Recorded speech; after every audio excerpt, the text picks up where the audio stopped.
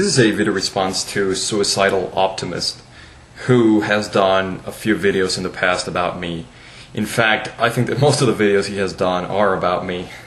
Well, okay, maybe not, but he does spend a lot of time talking about me, especially since I had that little feud with Gary, and the Suicidal Optimist felt the need to put his spoon into the soup. That was a really, really bad thing to say. Okay. Anyway, Suicidal Optimist. I am not with this video. I'm not trying to run you down or to pwn you or to make you feel bad or to laugh at you or any of that thing. I mean, this video is basically just a way for me to air a grievance I've had with you, basically. To be perfectly honest, I really don't watch your videos. I have not seen every video you've made about me. Not to offend, but I don't really have the time to invest in what you have to say. And I really don't mean that as an insult.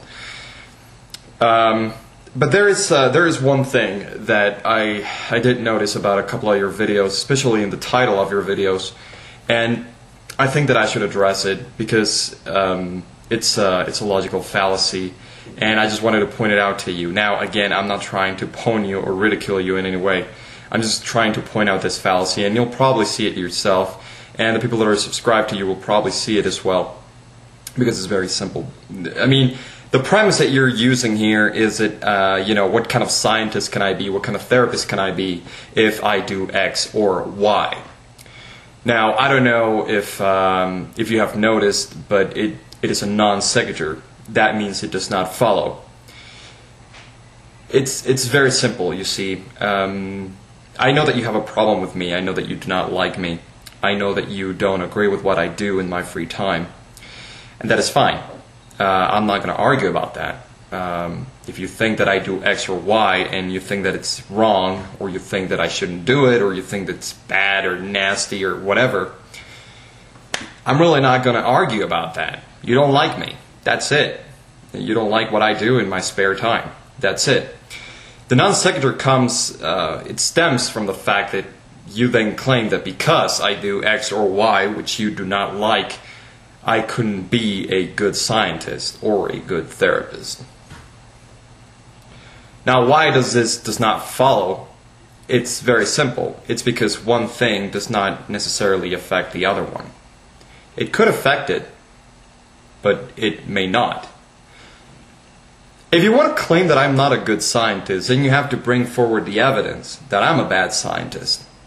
Which means that you would have to look into my work and say, look, Johnny's a bad scientist because he publishes without any kind of peer review, because his experiments don't hold up, because he invented data, because he reached the wrong conclusions, because he is breaking the ethical code of science. I don't know. I mean, there's plenty of things you could say, you know, that would prove that I'm a bad scientist, as you claim that I am.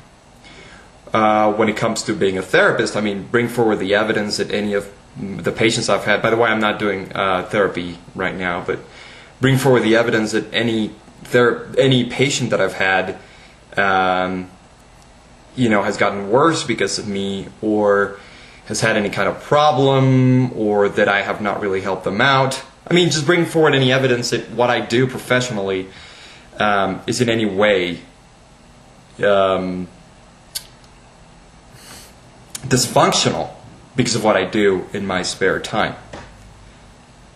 It's very simple, really. There isn't much more to say.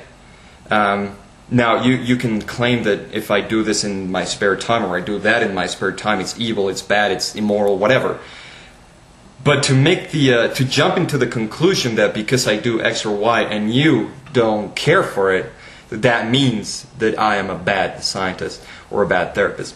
Now, I wanted to share with you something, you know, that happened in my life. One of the most intelligent people, there's two people on this planet that I think are just incredibly smart. There's basically two people on this planet that I think are absolutely smart, which I've had the pleasure of meeting. One of them I dated. a long time ago. She is absolutely smart. She's actually earning a PhD in the UK. She's just absolutely brilliant. The other person that I know is a scientist, Mexican scientist. I've had the pleasure of getting to know him, and every time I talk to him, I'm baffled at how smart he really is. Now, the thing about this guy, the scientist, is that nobody really likes him. And I'm not going to say his name for obvious reasons, but nobody really likes this scientist. Everybody thinks he's a dick. And he is a dick. He is very misogynist, to the point that he does not allow women to work with him. I mean, he's got tenure, and he basically chooses his students. But he is known for saying that he doesn't want to work with women because he actually thinks that women are not smart enough to be scientists. I know, right? So, I mean, he's a dick. And he is an asshole. And nobody likes his personality. Does that make him a bad scientist? No. I think he is a brilliant scientist. He's one of the smartest people I've ever met. I don't care for the way he is. I don't care for his personality or the way he thinks about women or the way he treats women. But that's beside the point. I would not say that he's a bad scientist because he doesn't like women. It just does not follow. So it's the same here, Suicidal Optimist. So if you have any evidence that what I do professionally, is lacking or leaves something to be desired, then bring it forward. But for you to make a claim like that simply because what I do in my spare time, has, affects what I do professionally, it's a big jump. It's a really, really big jump. And if you're going to do it, then you better have the evidence to back it up. That's really all I wanted to say. Have a good one. Cheers.